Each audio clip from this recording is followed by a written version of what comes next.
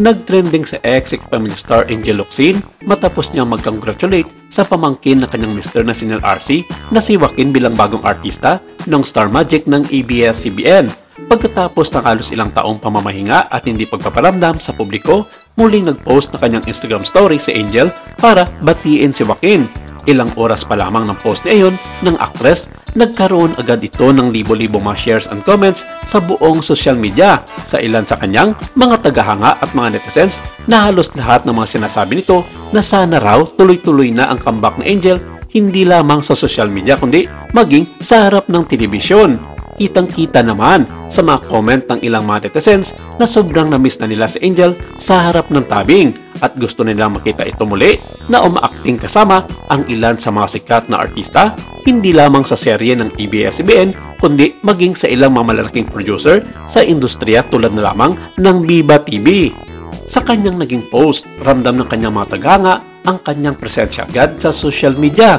Kalakip ang larawan ni Joaquin mula sa Star Magic at may caption itong, "Me, your mom and your dad are very proud of you. Can't wait to work with you."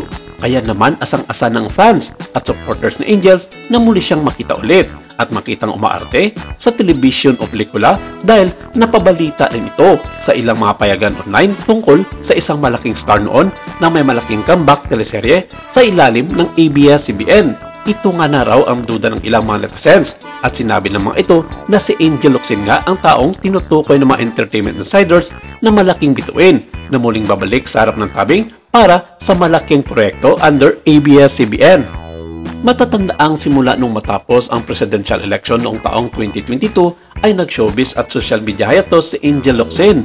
Pero noong Enero ng taong 2025, muling nabulabog ang social media nang magparamdam si Angel Locsin para ipabatid sa lahat na nahack ang kanyang ex account, subalit naibalik naman ulit ito sa kanya. Sa ngayon, marami nag-aabang sa lahat ng mga social media na account ni Angel Locsin dahil alam ng mga ito na may malaking pasabog ngang ibabalita sa kanila ang kanilang iniidolo tungkol sa kanyang napipintong pagbabalik sa industriya.